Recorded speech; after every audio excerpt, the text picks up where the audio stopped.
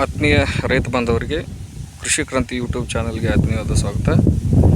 ಈಗ ನೀವು ಈಗೇನು ನೋಡ್ತಿರತಕ್ಕಂಥದ್ದು ಬೆಳೆ ಅಲ್ಲ, ಇದು ಕಳೆ. ಗೋವಿನ ಜೋಳದಲ್ಲಿ ರೈತರನ್ನು ಅತಿ ಮಾರಕವಾಗಿ ಕಾಡದಂಥ ಮುಳ್ಳು ಸಜ್ಜಿ ಅನ್ನೋ ಒಂದು ಕಳೆ. ಈ ಕಳೆಗೆ ನಾವು ಈಗ ಪರ್ಯಾಯ ಬೆಳೆಯಾಗಿ, ಅಂದರೆ ಗೋವಿನ ಜೋಳ ಹಾಕಿದ ನಂತರ ಮುಳ್ಳು ಸಜ್ಜಿ ಭಾಳ ಆದ್ರಿಂದ ಪರ್ಯಾಯ ಬೆಳೆಯಾಗಿ ಈಗ ಹೆಸರಿನ ಬೆಳೆಯನ್ನು ಹಾಕಿದ್ದೀವಿ. ಅದರಲ್ಲಿ ಕೂಡ ಇದು ವ್ಯಾಪಕವಾಗಿ ಕಾಣ್ತಿರ್ತಕ್ಕಂಥ, ಈಗಾಗಲೇ ಅದಕ್ಕೆ ನಾವು ಸಿಂಪರಣೆಯನ್ನು ಮಾಡ್ತಿದ್ದೀವಿ. ಈ ಸಿಂಪರಣೆಯನ್ನು ಯಾಕೆ ಮಾಡ್ತಿದ್ದೀವಿ ಅಂತಂದರೆ, ಈಗ ಬೆಳೆಕಿನ ಹೆಚ್ಚು ಈಗ ನೋಡ್ತಿರ್ತವೆ, ಇದು ಮುಳ್ಳು ಸಜ್ಜಿ ಇಲ್ಲ, ಈ ಕಡೆಗೆ ಅತಿಯಾಗಿ ಮುಳ್ಳು ಸಜ್ಜೆ ಇದೆ. ಆದ್ದರಿಂದ ಇದನ್ನು ಹತೋಟಿ ಮಾಡಬೇಕು, ಅಂದರೆ ಉತ್ತಮವಾದ ಬೆಳೆ ತೆಗೆಯೋದಕ್ಕೆ ಇದು ಅನುಕೂಲ ಆಗ್ತೈತೆ ಅಂತ. ಈಗ ಯಾವುದನ್ನು ನಾವು ಸ್ಪ್ರೇ ಮಾಡ್ತಿದ್ದೀವಿ ಅಂತಂದರೆ,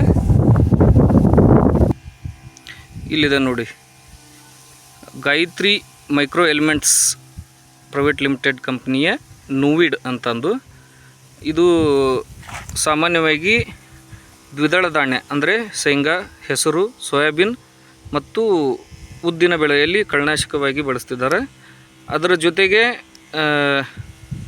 ನೀವು ಯಾವುದೇ ಶಿಫಾರಸು ಅಂದರೆ ಇನ್ನಿತರ ಯಾವುದೇ ಕೆಮಿಕಲ್ಸನ್ನು ಕೊಡೋ ಹಾಗಿಲ್ಲ. ಇದನ್ನು ಹೊಡೋದ್ರಿಂದ ಅಗಲೆಲಿ ಕಸ ಮತ್ತು ಹುಲ್ಲು ಜಾತಿಯ ಕಸಗಳನ್ನು ಹತೋಟಿ ಮಾಡ್ಬೋದು. ಆ ನಿಟ್ಟಿನಲ್ಲಿ ನಾವು ಈಗ ಸಿಂಪರಣೆ ಕೆಲಸವನ್ನು ಆರಂಭ ಮಾಡಿದ್ದೀವಿ. ಈಗ ನೋಡ್ತಿರ್ತಕ್ಕಂಥದ್ದು ಮುಳ್ಳು ಸಜ್ಜಿಗೆ ನಾವು ಕಳೆನಾಶಕವನ್ನು ಸಿಂಪರಣೆ ಮಾಡ್ತಿದ್ದೀವಿ. ಅದರ ಜೊತೆಗೆ ಈಗ ನೋಡಿ, ಇದು ಎಕ್ಸಾಂಪಲ್ ಅಂದರೆ ಈ ಕಡೆಗೆ ಮುಳ್ಳು ಸಜ್ಜೆ ಇದೆ, ಈ ಕಡೆಗಿಲ್ಲ.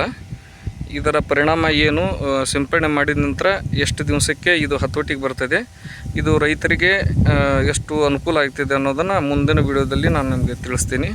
ಅಲ್ಲಿವರೆಗೂ ನಮ್ಮ ಕೃಷಿ ಕ್ರಾಂತಿ ಯೂಟ್ಯೂಬ್ ಚಾನಲ್ನ ಸಬ್ಸ್ಕ್ರೈಬ್ ಮಾಡಿಕೊಡಿ. ಅದೇ ರೀತಿಯಾಗಿ ಈ ಕೃಷಿಗೆ ಸಂಬಂಧಿಸಿದಂಥ ಮಾಹಿತಿಯನ್ನು ನೀಡೋದ್ರ ಜೊತೆಗೆ ತಾವು ಕೂಡ ತಮಗೆ ಏನಾದರೂ ಸಮಸ್ಯೆಗಳಿದ್ದರೆ ನಮ್ಮ ಯೂಟ್ಯೂಬ್ ಚಾನಲ್ಲಿ ತಾವು ಕಾಮೆಂಟನ್ನು ಹಾಕುವ ಮೂಲಕ ತಮ್ಮ ಸಮಸ್ಯೆಯನ್ನು ವ್ಯಕ್ತಪಡಿಸ್ಬೋದು. ಧನ್ಯವಾದ.